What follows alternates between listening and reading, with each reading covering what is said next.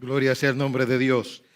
Saludos para todos en este día del Señor. Es día maravilloso, es día de gracia, es día de tantas cosas bonitas. Bienvenidos sean todos. Qué bueno que están con nosotros en esta hermosa hora. Vamos a continuar hablando acerca del temor, del miedo. Y vamos a responder una pregunta importante. La pregunta es, ¿cómo podemos realmente vencer el miedo a la luz de la serie, verdad? ¿De qué manera podemos echar fuera el miedo de nuestras vidas? Pero antes es bueno destacar que el miedo no es solamente un asunto lógico, es decir, que se procesa. Es un asunto de instinto. Y voy a explicar por qué. En el reino animal hay una lucha. De hecho, no solamente en el reino animal, en el mundo de los microorganismos, sino también de los organismos mayores, por así decirlo. Explorar este mundo resulta impactante. ¿Y por qué no? Puede llegar hasta ser también abrumador. De hecho, se dice de Darwin que no solamente la pérdida de su hija le afectó, es decir, cuando murió su hija, se dice que él le oró a Dios porque él iba a la iglesia juntamente con su esposa. Y se cuenta que dijo, si me salva mi hija, te voy a servir por siempre. Idolatraba a su hija, pero su hija murió. Desde ese momento se engendró en él un odio hacia Dios. Es decir, que lo que parece una investigación parsimoniosa para demostrar una creación sin propósito, porque esa es la diferencia, creación o evolución, una evolución sin propósito, evolución con propósito, evolución sin propósito. Creación con propósito, creación sin propósito. Por ahí es que vamos. El hombre fue a Sudamérica, ¿verdad? Y allí vino con sus hallazgos. Pero él llevaba a sus otros hijos y le mostraba la lucha atroz en el mundo animal, en el reino animal. Algo impresionante. De hecho, tengo que confesarlo aquí, que si hay algo que a mí me entristece y como que me deprime, es cuando exploro, veo, considero el reino animal.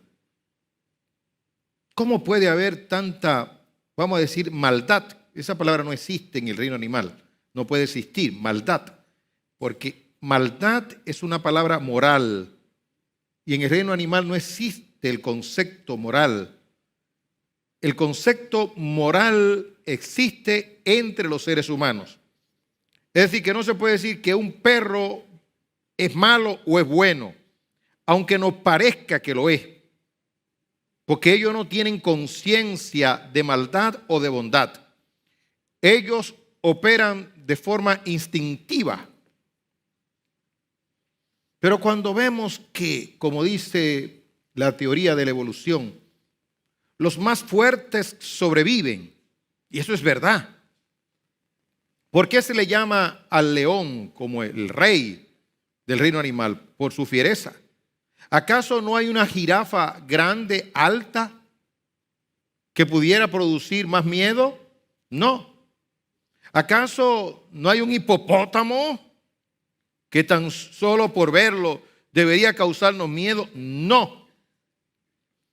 Hay un asunto de instinto en el reino animal. Entonces, aun cuando no se aplica el concepto estímulo-respuesta, porque también es un concepto muy humano, partiendo del punto de vista de lo instintivo, entonces para sobrevivir se tiene que generar en ese mundo, en ese reino animal, se tiene que generar miedo.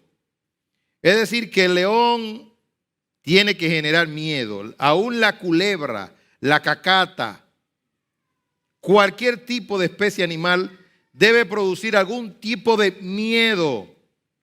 Una investigación reciente descubre que los animales han comenzado a retirarse y a mostrar un cambio en su conducta. ¿A razón de qué? A razón del hombre. Porque realmente el rey no es el león, el rey es el hombre, el depredador. Es decir, el hombre con sus armas, el hombre con su flecha, el hombre con su hacha, el hombre hasta con su propio cuerpo, el hombre con sus acciones y reacciones, el hombre como ser inteligente que sabe que la forma de dominar el animal es a través del miedo. Entonces los animales han comenzado a retirarse, los fieros animales. En estudios hechos se observa que hay animales que parecen peligrosos, pero no son peligrosos. Por ejemplo, el tiburón peregrino mide 12 metros, pero no hace nada. Es ingenuo, es sano, por así decirlo. Conocemos al 100 pies, pero existe un tipo de animal así que se le conoce como los 1000 pies y es africano. Tiene 30 centímetros de largo, pero no muerde. Y entonces, ¿qué usted va a hacer con un animal que no muerda? Usted le cae atrás. Usted no le puede ir a un animal así, pero de principio usted se llena de miedo. El tiburón ballena. Este tiburón ballena mide 12 metros. ¿Sabe lo que son 12 metros? De 12 pisadas largas. Y usted va a encontrar la distancia, ¿verdad? La amplitud. Sin embargo, de igual forma, es ingenuo. Bueno, si esto es así, de manera no racional, no lógica, sino por instinto. Ahora piense usted en el ser pensante, que sabe que el ser humano se apabulla, se arrincona, se llena de miedo por el miedo, valga la redundancia. Es decir, que usted le grita el bravucón, grita y usted le da miedo, amenaza, tiene miedo. Y a veces hay un miedo provocado por el silencio, eso se estudia también. De ahí las naciones que luchan, ¿verdad? Ahí está Putin diciendo no me toquen porque aquí tengo un arma nuclear. O armas nucleares. Allí está China diciéndole a Taiwán, Taiwán tranquilita. Y Taiwán le dice, está bien, pero tengo de aliado a los Estados Unidos. Allí está Europa, llena de miedo por el asunto del gas. El suministro del gas, sobre todo ahora en el invierno. Allí tenemos a los terroristas de Medio Oriente. Allí tenemos a Estados Unidos que dice, tenemos un arsenal y somos la potencia del mundo, no se metan con nosotros. Y si tienen que dar algún tipo de evidencia de su poder, lo van a hacer. ¿Cómo terminó y por qué terminó la Segunda Guerra Mundial? Muy sencillo, el invento de la bomba atómica.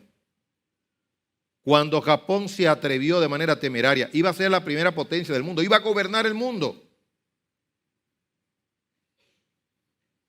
Bajo una alianza estratégica con Alemania y Roma, Italia. Pero Estados Unidos avanzó, la providencia le favoreció, enviaron en Hiroshima y Nagasaki, enviaron esa bomba que ni el piloto sabía lo que llevaba. Y explotaron aquello allí, diezmaron. Hasta la fecha se recuerda con profunda tristeza. Pero Japón tuvo espanto, temor, se rindió. Los japoneses, guapos, los japoneses que se entregan, los japoneses dispuestos a dar su vida por el primer ministro, los japoneses dispuestos a dar su vida por sus ideales, se llenaron de miedo, se rindieron. Alemania tuvo que rendirse, el mundo tuvo que rendirse a los pies de los Estados Unidos. Ahora es un poco más complicado el asunto, es más difícil. Y eso, si eso es así, en su sentido macro, en su sentido también de relaciones humanas por igual. El que entra al banco y grita. El funcionario del Estado que se cree que tiene un poder máximo. Aquel que entiende que es amigo del honorable presidente de la República y puede comportarse como él entienda, como él quiera. El que apabulla a sus empleados, los empleados que se gremian también y que tratan de provocar o producir un miedo en el jefe, porque sin nosotros tú no vales nada. Satanás sabe todo esto también y procura apabullar al pueblo de Dios, llenarlo de miedo, de manera sutil, de manera sigilosa, a través de los medios de comunicación, a través de las noticias reales o infundadas, a través de películas de miedo y de terror, o de películas en su sentido normal, a través de las noticias también.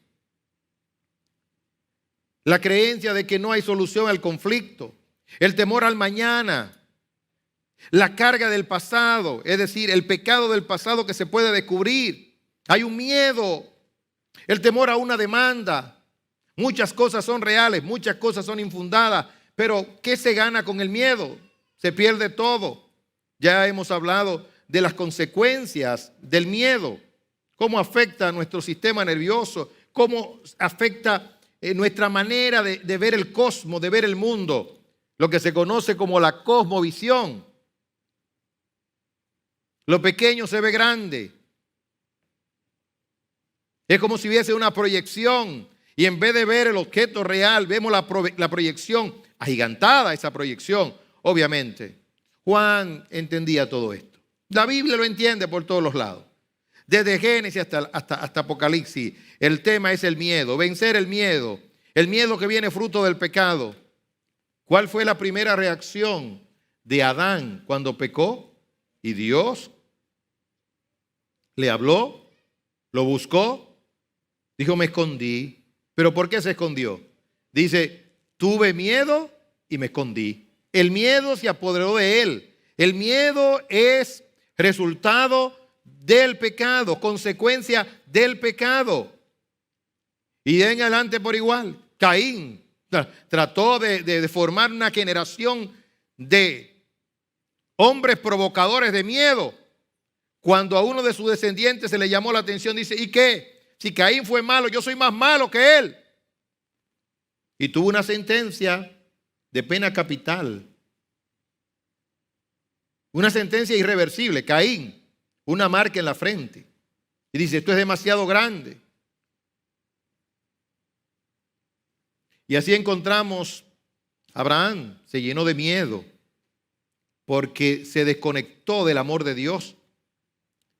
Dejó de afianzarse en las promesas de Dios, pero volvía sobre sus pasos y se llenaba de valor, como en aquella ocasión que armó a sus siervos y tuvieron aquella gran victoria. Cuando Lot, su sobrino, fue atacado, cuando puso sus tiendas en la cercanía de Sodoma y de Gomorra, Abraham no quiso alianza con Sodoma y Gomorra. Le dijo, todos los que consumieron, yo lo devuelvo. No quiero que se diga luego. Tengo miedo de eso, de que se diga mañana que ustedes me enriquecieron, cuando realmente quien me ha enriquecido es Dios. Luego tenemos a Jacob, sus hijos valientes también. Luego tenemos a José. Luego tenemos a Moisés, lleno de miedo en un momento determinado, pero se armó de valor. El poder de Dios vino sobre él. Y luego tenemos a Josué, el gran valiente. Mira que te mando, que te esfuerces y sea valiente. Él y Caleb, los grandes triunfadores, los grandes vencedores. Y así podemos seguir viendo a estos hombres de Dios, como se observó en la semana pasada. Nehemías, un hombre valiente. Y luego en el Nuevo Testamento se venció el miedo por medio del sacrificio de Cristo. Dice la Biblia en Hebreos con claridad meridiana. Dice, venció la muerte y en consecuencia el temor a la muerte. Porque estábamos sujetos todo el tiempo a la muerte y al temor a la muerte. Nos liberó de ese miedo. Es decir, que hoy en día, si hay un ser valiente, donde debería haber ausencia de miedo, es en el Hijo de Dios, en el nacido de nuevo. Legalmente hablando, correctamente hablando, posicionalmente hablando, prácticamente hablando. Es decir, no hay excusa en un hijo de Dios para poder tener miedo o para tener miedo. Es decir, el miedo no se debería tolerar en el pueblo de Dios. En un sentido es entendible, pero no tolerable. ¿Alguien tiene miedo aquí? El mensaje es para usted. ¿Alguien tiene miedo allá en casa?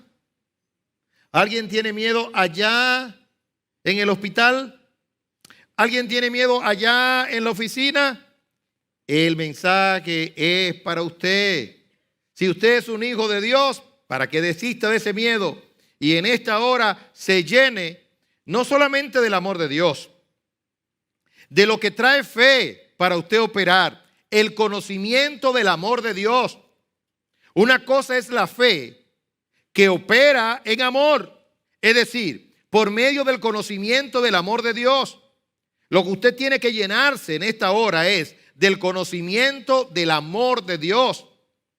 Si Dios le ama, ¿por qué teme?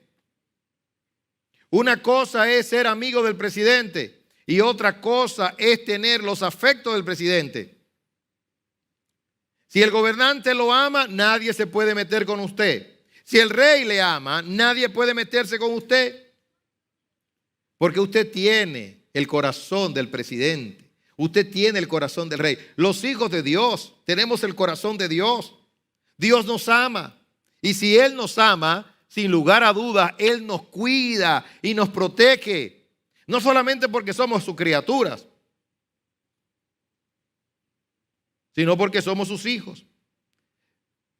Una verdad teológica profunda pero práctica. Estamos en un mundo caído, ciertamente. De ahí las desigualdades. De ahí la situación de confusión en el mundo animal que ya se mencionó. Esa lucha, eso es el pecado.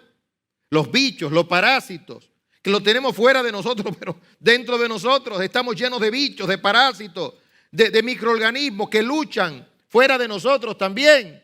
Por eso es que el ser tan escrupuloso no se entiende.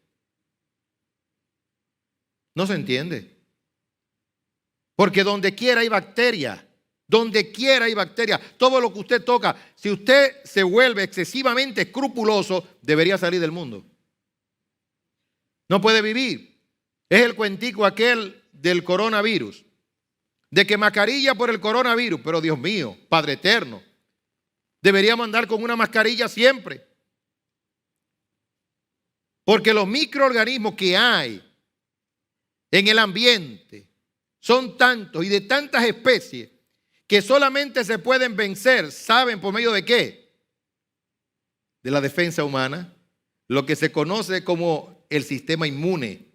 Es el sistema inmune que hay que fortalecer para que éste sea resistente ante tantas bacterias, malos olores, que los malos olores no es más que una expresión de una realidad de bichos, parásitos, bacterias que hay en el medio de descomposición. Es más profundo de lo que podemos pensar, que podemos imaginarnos. Al estar en un mundo caído, entonces encontramos todos estos males. Es el mundo caído. Por eso en esperanza fuimos salvos para salir de este mundo. Pero como estamos tan bonitos, vestidos tan bonitos, como existen las pastas dentales, los jabones, los perfumes, creemos como que esa es la realidad. Esa no es la realidad. La realidad real no la voy a decir aquí, porque a usted no le va a gustar. Usted quiere que yo le hable de cosas bonitas. Pero si le hablo de la realidad, usted sale huyendo de aquí. Usted va a otro predicador para que le diga cosas bonitas, que le hable de los colores, de los multicolores, de los olores, de las aves exquisitas y bonitas, y de triunfar en la vida, de tener éxito. Pero yo le digo que todos los que estamos aquí somos fracasados porque morimos. La única victoria que tenemos es en Cristo, que es la resurrección y la vida. El que cree en mí, dijo el Señor, aunque esté muerto, vivirá. Esa es la gran verdad. Y no hay otra. Estamos aquí por esto, porque somos criaturas miserables, Por más bonito que se vea el presidente, ahí están luchando. A ver quién va a ser presidente. Van al baño, se mueren, hieden, se enferman. Y algunos por no tener a Dios terminan quitándose su propia existencia. Pero usted en esperanza fue salvado. Y usted tiene conciencia de que vive en un mundo caído. ¿En qué mundo vive usted? Caído. Usted tiene la dicha, y yo también, de que el reino de los cielos se ha acercado a nosotros. Por eso le decimos a todos los hombres, arrepentidos y convertidos. ¿Por qué? Porque el reino de los cielos se ha acercado. En este mundo caído, entonces, es de vital importancia el conocimiento del amor de Dios. De eso es que trata la Biblia en Juan. La persona que ama no tiene miedo, dice Juan. Donde hay amor no hay temor. Al contrario, el verdadero amor quita el miedo. Si alguno tiene miedo de que Dios lo castigue, es porque no ha aprendido a amar. La palabra madurez no se ha madurado, no se ha perfeccionado. ¿Qué connota esto? Muy sencillo. Que la clave en su sentido práctico para usted librarse de manera definitiva del miedo es perfeccionar el conocimiento del amor de Dios en su vida. Si usted logra, con la ayuda del Espíritu, porque esto humanamente hablando no se puede, esto es con la asistencia del Espíritu Santo. Si usted logra perfeccionar el conocimiento del amor de Dios, llega a la madurez, a perfeccionar el conocimiento del amor de Dios, mire, usted será la persona más segura en este mundo. Usted vivirá y andará con seguridad en esta vida. Nadie le podrá intimidar. Ya aprendimos que no temáis a los que matan el cuerpo, porque el alma no pueden tocar. Temed a Dios, que puede destruir el cuerpo y el alma en el infierno. ¿Y si Dios es con nosotros? ¿Y si Dios está de nuestro lado? ¿Y si Dios nos ama? ¿A quién le podemos temer? ¿Al bravucón? Nada más puede destruir el cuerpo. Es que duele, pastor, que Dios le llene de valor. Duele un chin, es verdad. Pero un chin nada más. Duele hasta la muerte. Ya después de ahí no duele más. Le pueden tirar un camión encima. Después que usted está muerto, no lo siente. Le pueden tirar una bomba atómica. Después que usted está muerto, no lo siente. Es hasta que muere. Después que usted murió, ya no más dolor. Entonces un chin. Ahora, lo más terrible es que usted muera y que lo despierten y le digan, mira, ahora aquí hay un sufrimiento que no se acaba con la muerte. Ya esto es eterno, porque hay un pecado eterno que tienes que pagar. Las reglas no las puse yo, las reglas las puso Dios. Y con Él es que tenemos que hablar. Pero en este caso lo que estamos es arengando a los amados de Dios y llamando a los que no conocen de este amor para que vengan con urgencia a conocer este amor. Para que este amor de Dios se perfeccione en su vida y en su conciencia. Para que el pueblo de Dios esté erguido. Para que el pueblo de Dios no sea timorato. Para que el pueblo de Dios con prudencia, con sabiduría, con gracia, con clase pueda enfrentar a los malos. Para que no se deje intimidar de nadie. El hombre de Dios es un caballero. La mujer de Dios es una dama. Va a las oficinas, a los lugares públicos, con decencia, pero nadie puede abochornarlo. Porque él, con mansedumbre, sabe quién es. Es poseedor del amor de Dios. No hay deuda que lo pueda derrotar si usted conoce el amor de Dios. Pero es que yo fallé, Pastor Bayonet. Es que yo fallé. Yo estoy pagando la consecuencia de mi pecado. Sí, pero tu Dios es perdonador. Y Él te perdona. Y cuando tú aplicas el perdón que ya Él te dio en tu vida, entonces tú puedes de ahí en adelante comenzar a vivir y a andar así. Y puedes decir, Dios me perdonó, que vengan las consecuencias, no le temo a las consecuencias. Ahora organizaré mi vida bajo la conciencia del perfecto amor de Dios. Aprendimos la semana pasada que el trabajo de los falsos maestros es provocar miedo. Provocar miedo.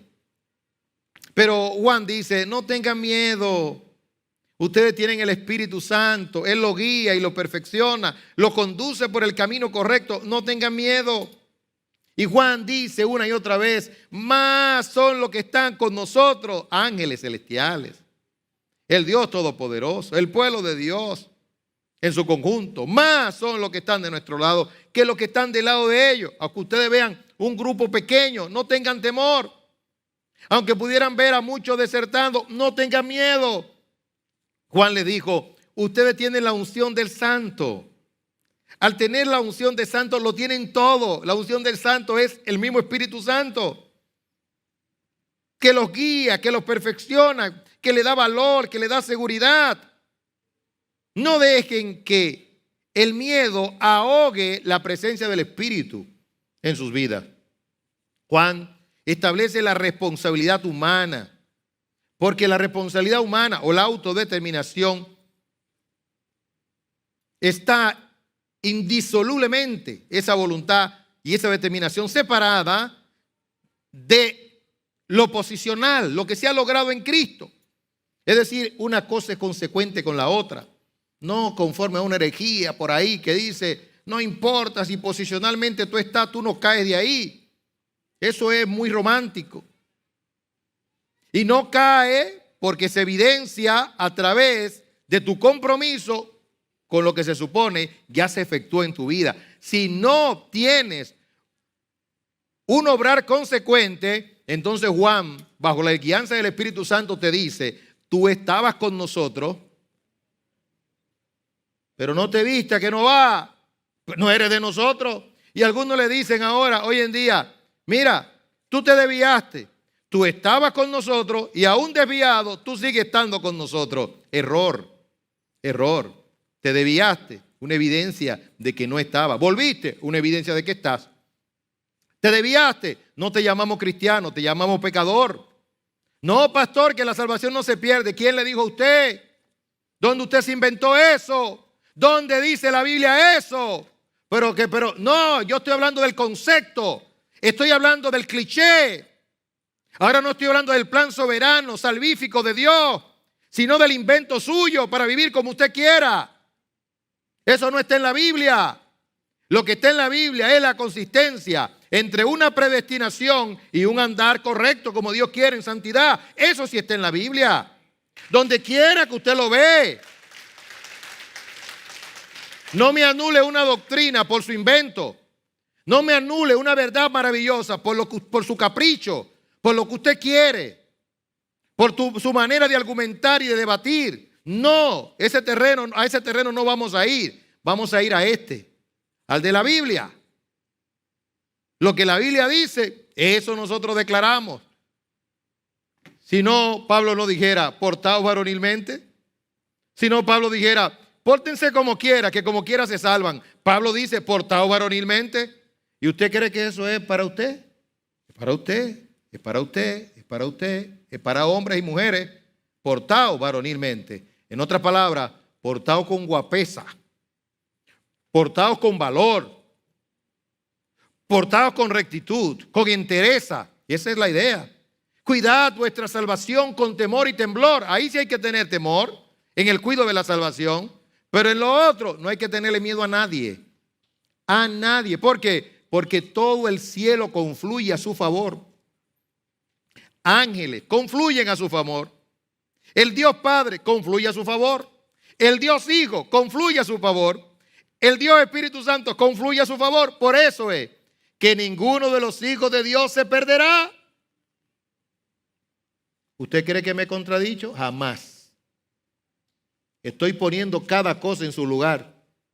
Estoy apelando a su voluntad, a su responsabilidad humana y estoy declarando lo que la verdad de Dios dice en perspectiva, de forma clara y correcta. Es decir, que estos maestros falsos distorsionan la verdad de Dios y procuran atemorizar a los amados de Dios.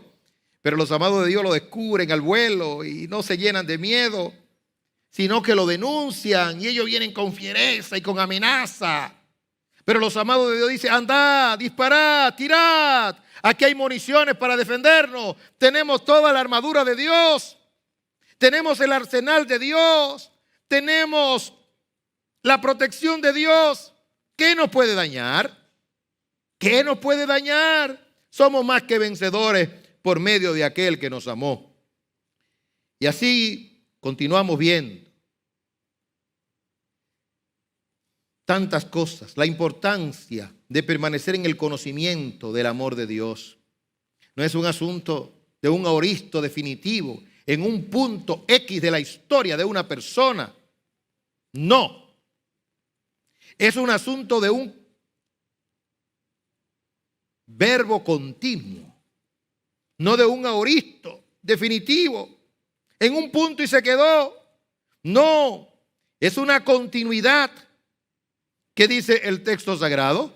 El texto sagrado, cuando habla de esto, enseña de la manera siguiente: y el que permanece en amor. Una cosa es amor en su sentido específico y en el punto clave de la historia de Dios. Y otra cosa es permanecer en su amor. Es su responsabilidad permanecer en su amor. No se suelte del amor de Dios. Debe permanecer en su amor. Permanecer en su amor. Quien permanece en el amor es porque ha sido amado por Dios. Y finalmente les recuerda que el perfecto amor, como ya se ha dicho, echa fuera el temor. Bueno, pero vámonos al punto final. Siempre el predicador se ve tentado en agotar el mensaje que predicó, sobre todo si a él le gustó, si fue de bendición para él.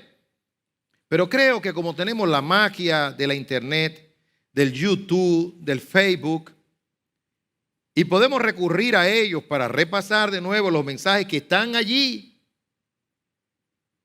que están en esos canales, y podemos ir al canal de Iglesia Bíblica de la Gracia y procurar esa serie acerca de echar fuera el temor, echando fuera el temor. Entonces, bajo esa conciencia, respondemos a la pregunta en donde nos quedamos la semana pasada. ¿Y cuál fue esta pregunta? ¿Cómo librarnos del miedo? ¿Cómo librarnos del miedo? Ahí vamos. Conocimiento pleno, entonces, del amor de Dios. Esto es clave. Saber que somos especiales para Dios. Escuchad por un momento. Zacarías 2:8. Porque así dice el Señor de los ejércitos, cuya gloria me ha enviado contra las naciones que os despojaron. Porque el que os toca, toca la niña de su ojo. ¡Ja! ¡Qué advertencia! El creador del universo les está advirtiendo a los enemigos de Israel y le dice: cuidadito, si me tocan a mis ungidos, si me tocan a mi pueblo, es como si me tocaran la parte más sensible que yo tengo, mis ojos. Aplícalo a tu vida, es legítimo. Esto que se aplicó para Israel, que fue una promesa para Israel, que fue una verdad para Israel, se aplica a ti. Si eres amado por el Padre a través del Mesías, Jesús es el Mesías prometido. Y por medio de él vienen todas las bendiciones, las que se aplicaban a Israel y las nuevas que ahora se aplican a ti. Eres un bendecido. Israel, el pueblo de ellos, no tenía tantas bendiciones como tú la tienes. Israel era conducido por el Espíritu Santo. Ahora tú también eres conducido, pero de una manera más extraordinaria y más universal, porque Él habita dentro de ti. Habitaré y andaré entre ellos, y yo seré su Dios. Eso es para ti y para mí, y ellos serán mi pueblo. El que te toca a ti, el que intenta moralmente hacerte daño, el que intenta físicamente hacerte daño, es como si irritara el ojo de Dios, porque tú eres como la niña de los ojos de Dios. ¿Acaso esto no debería producirte a ti un valor, una confianza y hasta una sonrisa de satisfacción en los labios? No conozco un solo de que se haya hecho enemigo mío que le haya ido bien. Pastor, ¿qué? ¿Me está amenazando? No sea enemigo mío. Procure no hacerse enemigo mío. No he visto uno solo que se haya enemistado conmigo que le haya ido bien. Porque yo soy como la niña de los ojos de Dios. El que me hace daño a mí, el que intenta hacerme daño a mí, es como si irritara los ojos de Dios. A mí no me ha pasado porque tú no tienes el conocimiento del amor de Dios en tu vida. Si tuvieras el conocimiento de quién tú eres y del amor de Dios en tu vida, tú pensaras y vieras panorámicamente aquellos que te han adversado. Y aunque parezcan que le está yendo bien y que están en éxito, no están bien. Si tú estás con Dios, si tú te mantienes conectado a Dios, probablemente Dios haya desvanecido cuántos intentos de homicidio contra mi persona que yo no lo sé. Y usted es tan guerrero, es que yo no lo sé. Este país no está lleno de atracadores, de motoconchistas, de gente mala. ¿Acaso no se crean conflictos por predicar la palabra? Obviamente que sí. ¿Cuántas cosas Dios ha desvanecido que yo no me he enterado y que en tu caso tú no te has enterado? Vivo y ando en esta vida con seguridad. ¿Estás en la verdad? ¿Tienes a Dios de tu lado? Yo pudiera contarle muchas cosas. A lo mejor le puedo contar una. Pero se lo cuento, pero no se lo diga a nadie. Hubo uno la semana pasada, hace 3 meses que barrió el piso conmigo. Y yo dejé que lo barriera. Porque yo estaba defendiendo a una niña. A una adolescente. La estaba defendiendo. No, podían barrer el piso conmigo. Podían escupirme. Y mi tema no era yo. Mi tema era mi estudiante, a quien amo. Como amo a cada uno de los estudiantes del Centro Educativo de la Gracia y del Centro Educativo Legado de Gracia. Por espacio de 1 año la he defendido.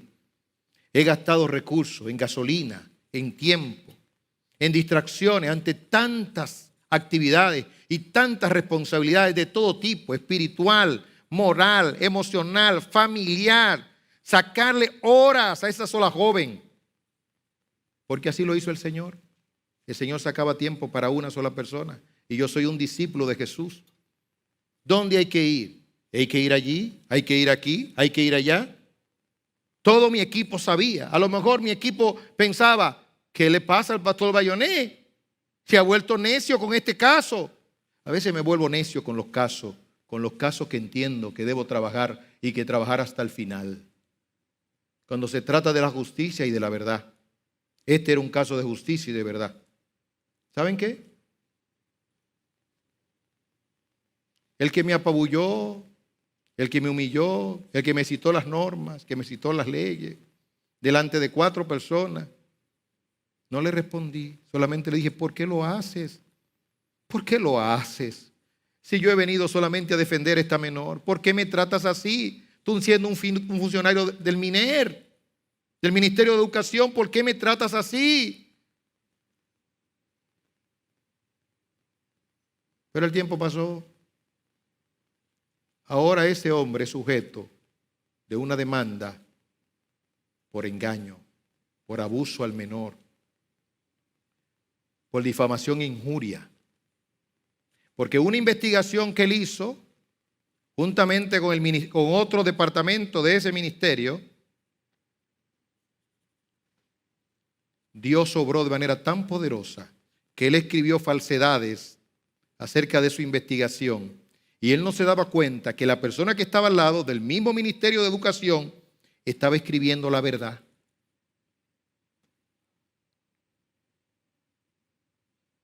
Y cuando hablamos de demanda, inmediatamente el distrito nuestro entendió la dimensión del caso y sacó los papeles que tenía escondidos. Y dijo, nosotros mandamos a nuestro inspector porque quisimos cuidarnos nuestras espaldas. Había reprobado al estudiante del centro educativo cuando ella había pasado. Habían borrado. Esto está en manos del ministro de Educación. Los hijos de Dios no pueden ser humillados. Si se defienden ellos, es lo mejor que le podría pasar al impío. Pero si no se defienden, Dios va contra ellos. Por eso yo les recomiendo que usted no se defienda. Déjele el caso a su hacedor. Déjele el caso a Dios, que Él tiene poder para reivindicarle, para levantarle. El caso que hemos debatido como iglesia, que hemos enfrentado como iglesia, que estamos seguros de que tenemos la verdad. Hay gente ya que ha comenzado a salir a denunciar a muchos de estos hombres que tienen un comportamiento inescrupuloso con el dinero y con el dinero del pueblo de Dios.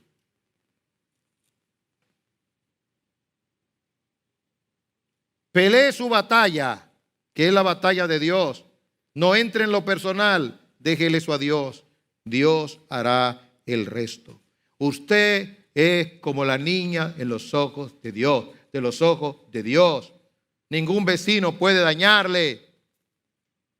Trate de ganarlo, de obrar en bondad. No sea vencido de lo malo, venza con el bien el mal. No sea altanero tampoco. Y no diga, yo soy de Dios y tú vas a ver lo que te va a pasar. Dice la Biblia, dejad la amenaza. Entended en qué contexto estoy hablando para que no salgamos de aquí como bribones. Lo que sí tenemos que salir de aquí es con valía, pero no como bribones.